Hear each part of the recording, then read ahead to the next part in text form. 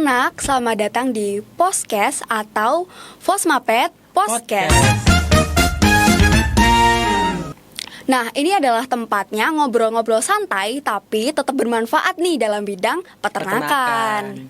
Jadi, kenalin teman-teman, namaku Helena dan rekanku Awan, yang akan membersamai kalian dalam podcast hari ini nih. kita akan bahas apa sih Helena hari ini?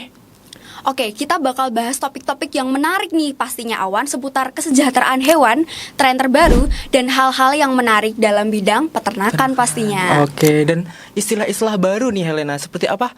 Cage free. Wow, catch free. Kayaknya Apa tuh? tuh aku baru denger deh Awan. Baru denger Di ya? kelas kayak belum pernah disinggung gitu ya. Membahas tentang kesejahteraan di hewan ternak begitu. Oke, menarik banget ya Awan. Tapi kan tadi kayak yang udah aku bilang, kita nggak mungkin ya ngomongin Iya, nggak ini mungkin cuma kita cuma berdua gitu. berdua. Kayak ilmu kita belum sampai gitu. Pastinya kita akan kedatangan bintang tamu yang menarik nih teman-teman. Bener banget nih Helena. Narasumber kali ini tentunya punya pengalaman yang gak kaleng-kaleng nih teman-teman. Beliau merupakan lulusan dari Universitas Gadjah Mada jurusan peternakan dan saat ini sedang menempuh S3 di jurusan yang sama. Langsung aja mungkin kita Iya, boleh bener langsung banget, kenalan gitu. Silakan Mas untuk memperkenalkan diri.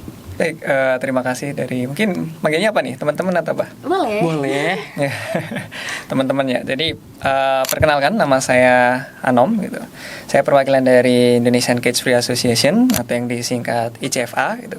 Dan saat ini saya juga bekerja di Global Food Partners atau multinational company, di konsultan di bidang cage free, basisnya di Singapura. Oke, wow, sangat keren-keren sekali Iya. ya pengalaman-pengalamannya beliau ya. Pengalamannya udah nggak perlu diraguin lagi lah ya Wan. Nah, tadi tuh kita sempat nyinggung cage free nih Helena. Sebenarnya tuh cage free itu apa sih Mas? Cage free sendiri kalau di bahasa Indonesia kan artinya bebas sangkar gitu. Oke. Sehingga kita mengenalkan ke teman-teman di Indonesia itu kan bebas sangkar. Namun bebas sangkar yang seperti apa gitu kan mungkin yang itu teman-teman yang perlu tahu gitu. Oke. Nah, akan berbeda ketika pertanyaannya apa itu sistem cage free-nya gitu. Karena kalau kita tahu sistem yang ada di Indonesia kan sistem konvensional atau sistem di kandang baterai gitu. Sedangkan kalau sistem cage free itu sistem yang istilahnya ayam dibebaskan gitu. Namun tetap ada batasannya gitu. Tidak serta-merta dibebaskan, tapi masing-masing istilahnya density atau kepadatannya itu juga perlu diperhatikan gitu. Dan di dalamnya juga dilengkapi dengan penunjang dari behavior ayam itu gitu. Contoh kayak bertengger, terus dia mandi debu, Oh, mandi debu juga ya? tuh, terus istilahnya bertelur di sarangnya gitu.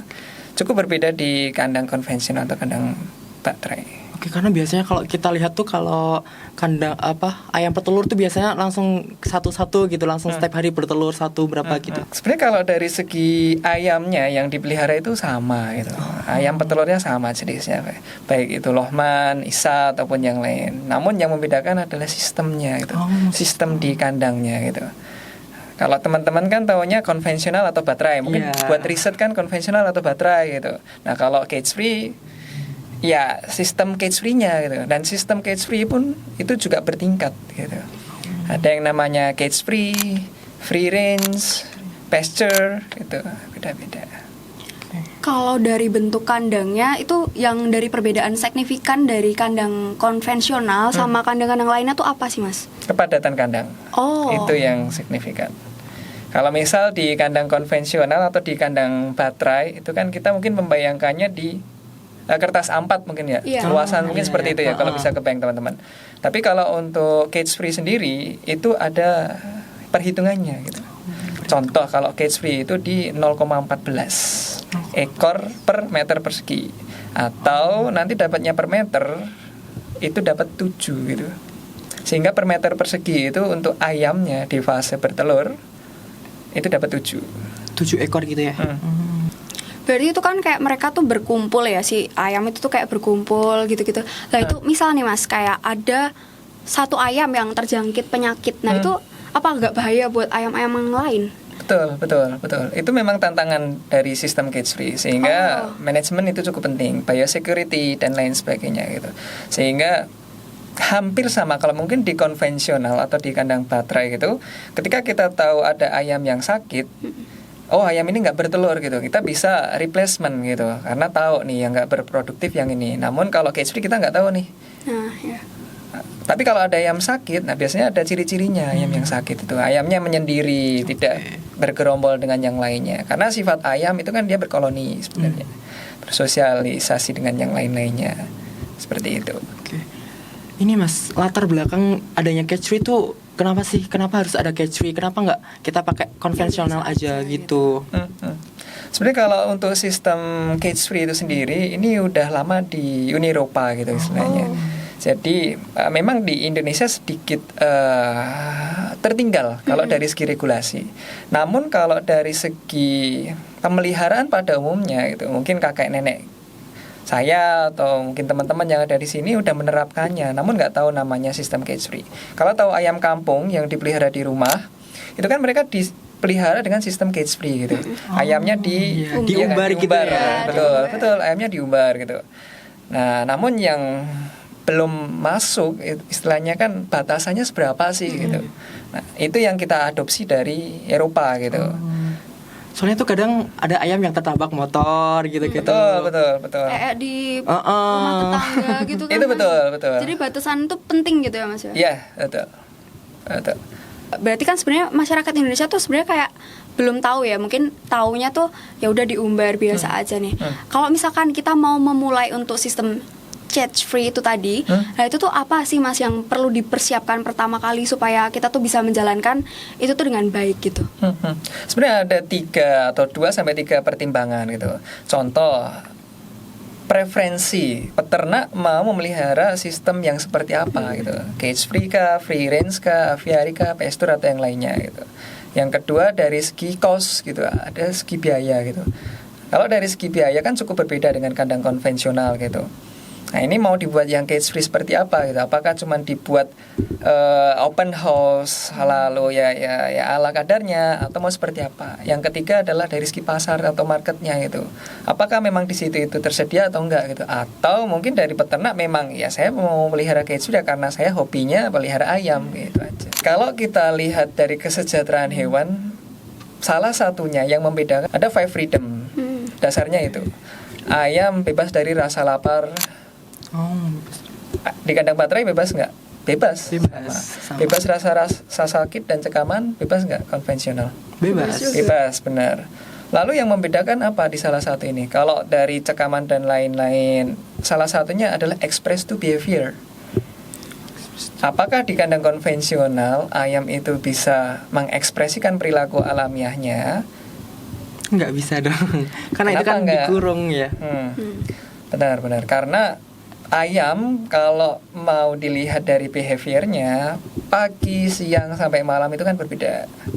Pagi dia ngapain, siang itu ngapain, malam itu ngapain. Fakultas Peternakan itu punya kandang cage free gitu. Istilahnya dia kerjasama dengan Global Food Partners. Kita menghibahkan kandang dengan sistem cage free fully automatic. Kalau nanti mungkin bisa lihat nanti di YouTube ada gitu. Cage free model farm namanya. Bisa dikopiin nih teman-teman ke mana tadi Mas? Cage Free Innovation and Welfare Hub. Oke. Ini juga info baru nih buat kita nih, karena baru gimana? tahu gitu ya ternyata Fakultas Peternakan tuh udah punya cage free juga. Oke, kan tadi udah dibahas tentang produk peternakan gitu ya Mas. Nah ini aku tuh cuman penasaran sih, gimana sih cara membedakan produk kalau itu tuh produknya cage free si ayam ini tuh sejahtera, jadi tuh produknya tuh lebih baik atau lebih bagus gitu.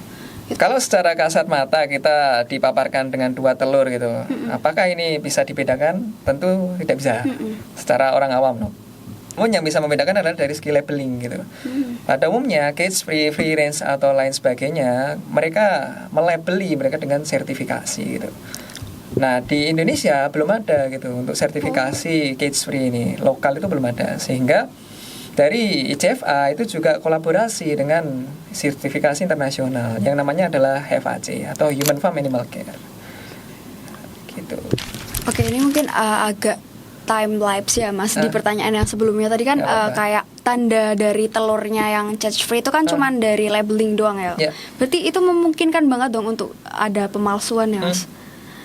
Makanya adanya sistem traceability atau sistem keterlacakan, dan ini masih dikembangkan gitu istilahnya.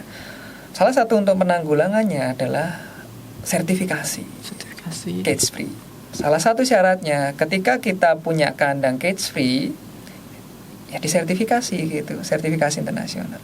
Nah, dari Cage Free Association itu ada program gitu, bekerja sama dengan pihak HFAC gitu. Ketika peternak yang mempunyai ayam dengan populasi kurang dari 10.000 di awal 2 tahun itu mendapatkan free admissionnya.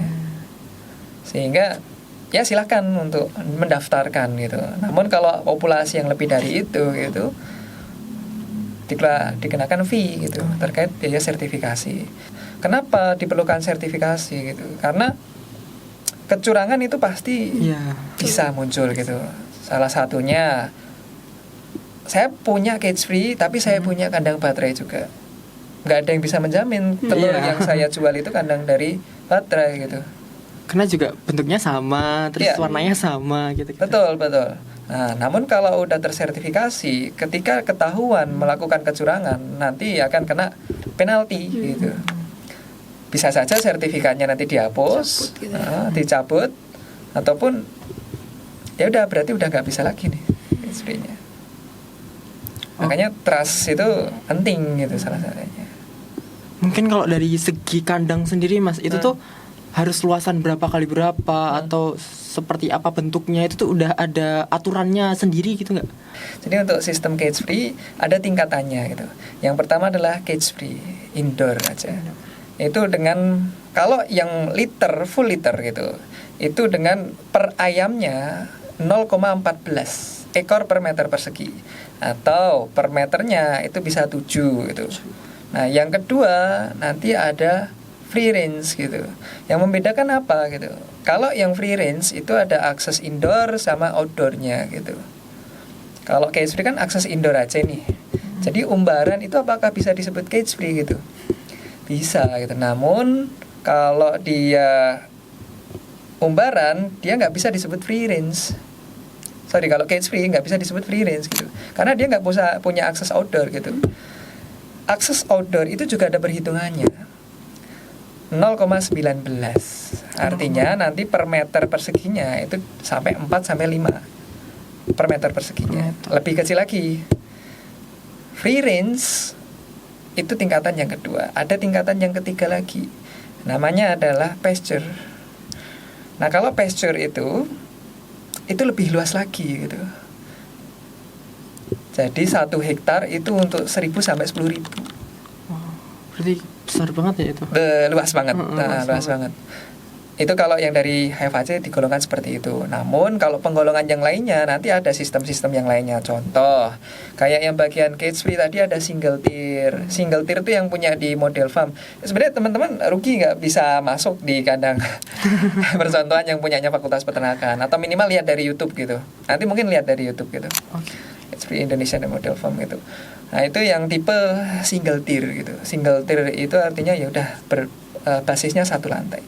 Ada yang nanti yang kedua adalah multi tier atau aviary. Dia bertingkat. Bertingkat itu per levelnya itu ada tempat pakan dan tempat minumnya, ada tempat bertelurnya. Di Indonesia belum ada, yang ada di Singapura, Malaysia. Ya, sementara itu. Ya, waktu visit itu ada yang di Singapura dia udah menggunakan sistem aviary. Contoh-contoh dari produk yang udah dikeluarkan dari cage free itu kayak gimana Mas? Contohnya gitu. Apakah cuma telur ataukah ada yang pedaging juga atau gimana Mas? Karena kalau untuk cage free dan mungkin di sini kita spesialis kan ya, kita ruang lingkup kan lebih kecil lagi, yaitu ke ayam petelur. Tapi tidak menutup kemungkinan untuk ayam pedaging gitu. Namun kayak ayam pedaging kita lihat secara umum mereka udah cage free gitu, udah diumbar gitu. Iya nggak sih? Cuman paling-paling ditambah aja fasilitasnya seperti apa gitu. Nah ini yang perlu dikaji ulang gitu. Dan di Indonesia belum kesana mungkin terkait sertifikasinya gitu. Nah untuk cage free sendiri mungkin produknya nggak cuma dari telur gitu. Yang namanya liquid egg gitu, terus ada whole egg gitu, dan lain sebagainya gitu. Nah, ini kan kayak di Indonesia nih sebenarnya belum banyak ya Mas yang tahu cage free ini sendiri gitu. Kalau menurut Mas sendiri tuh apa sih tantangan dalam menjalankan cage free ini sendiri? Kalau di Indonesia sebenarnya persebarannya itu masih di Jawa, lagi-lagi di Jawa. Karena memang populasi penduduk di Indonesia paling banyak di Jawa salah satunya. Tapi tidak menutup kemungkinan ada di Bali dan di luar itu semua, Jawa Bali lah gitu. Kenapa ada di Jawa Bali? Karena memang ada pasarnya gitu. Nah, ini menjadi salah satu tantangan kita dari pemerataan gitu. Namun adanya sistem cage free salah satunya adalah karena adanya permintaan gitu. Nah, ketika nggak ada permintaan ke sistem cage free ya belum ada gitu.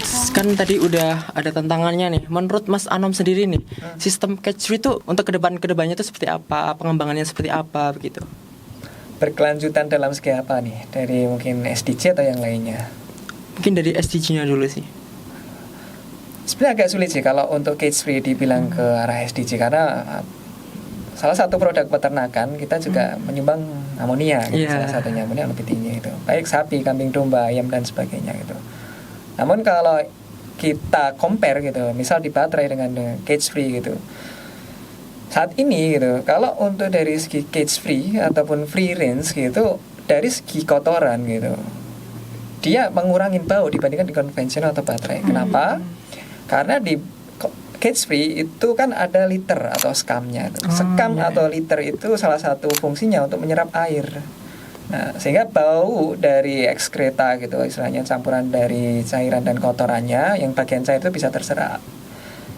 Dan bagian kotorannya dia teraduk sama perilaku ayamnya tadi. Seperti itu.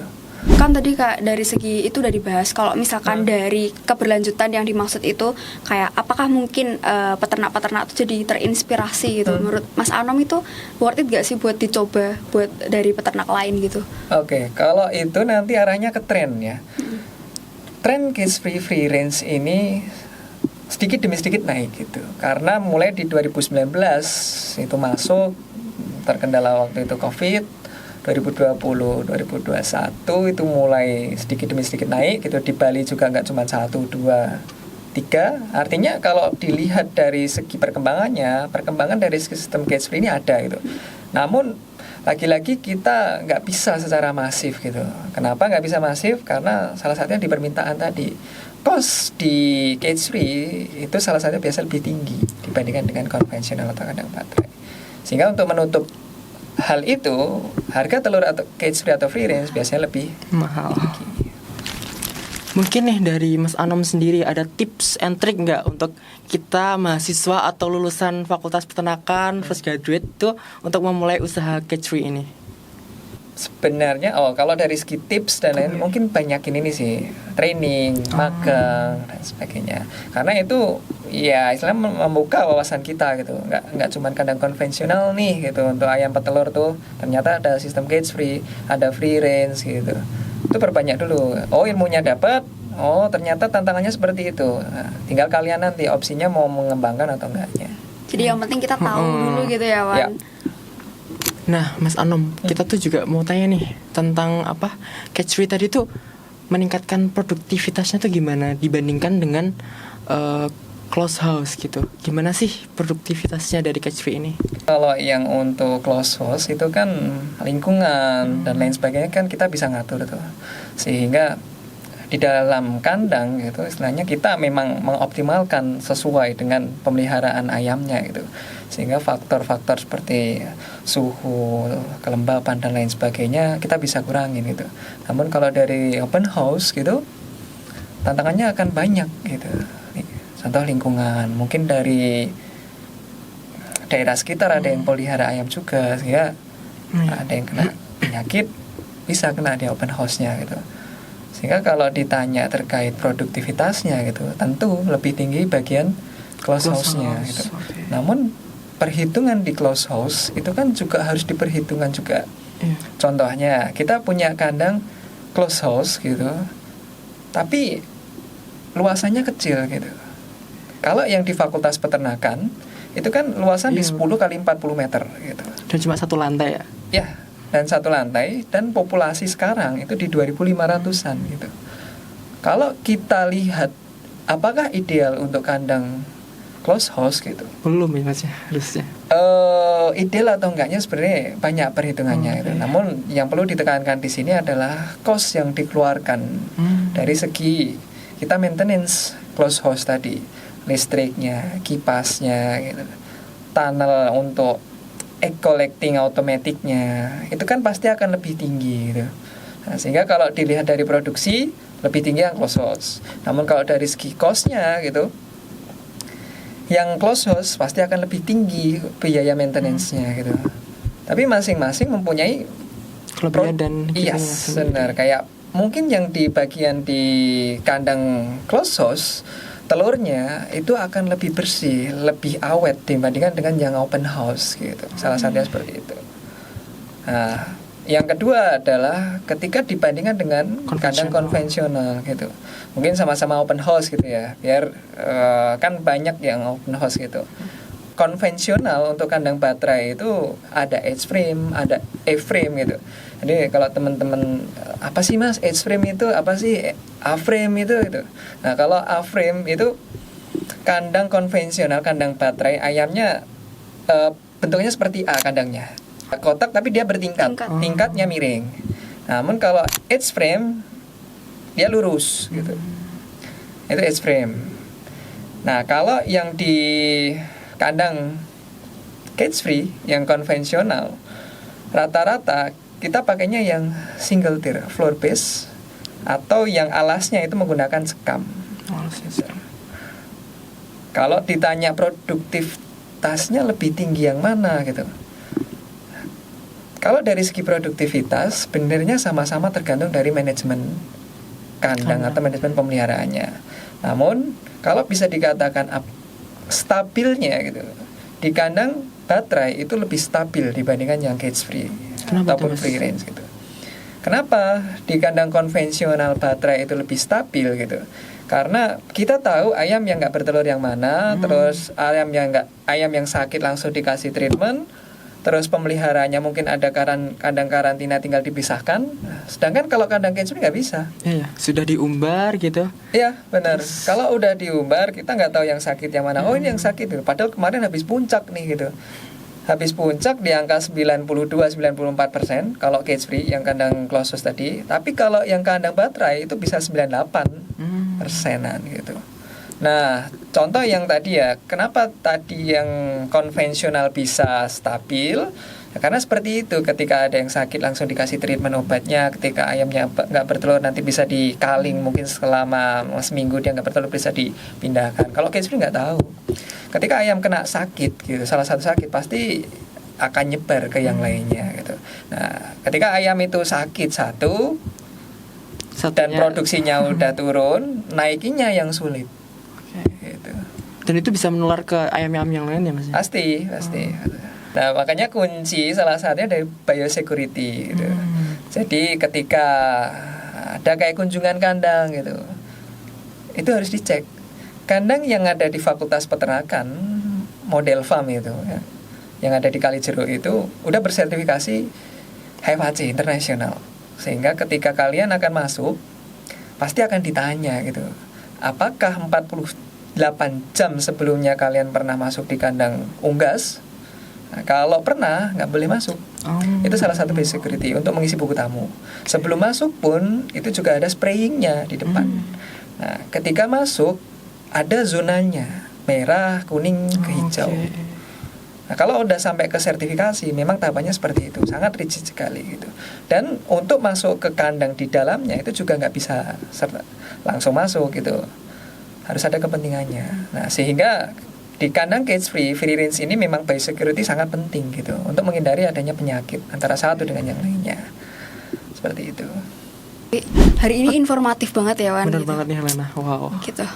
Jadi mungkin sekian dulu ya teman-teman perbincangan kita pada hari ini. Semoga podcast hari ini itu membawa insight baru nih buat teman-teman. Oke, kita juga ucapkan terima kasih banyak kepada Mas Anom udah menyempatkan waktunya nih untuk sharing dengan teman-teman semua ya. Semoga juga teman-teman ini nggak cuman ditonton juga gitu, tapi juga mungkin bisa dibaca lebih lanjut lagi, dicari tahu lebih lanjut lagi, atau mungkin bisa diterapkan nih sama teman-teman gitu. Mungkin kalau misalkan ada mau butuh informasi, boleh banget nih Iya, hubungin Mas Mas Anom Anom. secara langsung, boleh kan Mas? Boleh, silakan. Ada modul-modulnya juga nih Iya teman-teman loh, tadi. teman-teman. Cek sosial media kita Iya. juga, Instagram di sini. Di sini. Jangan lupa follow, like, komen pastinya Helena. Iya.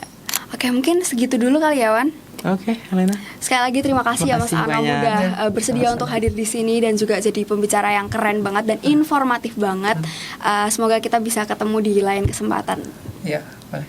Terima kasih banyak teman-teman juga. Terima kasih teman-teman dan see you in the next See you guys. podcast. Bye.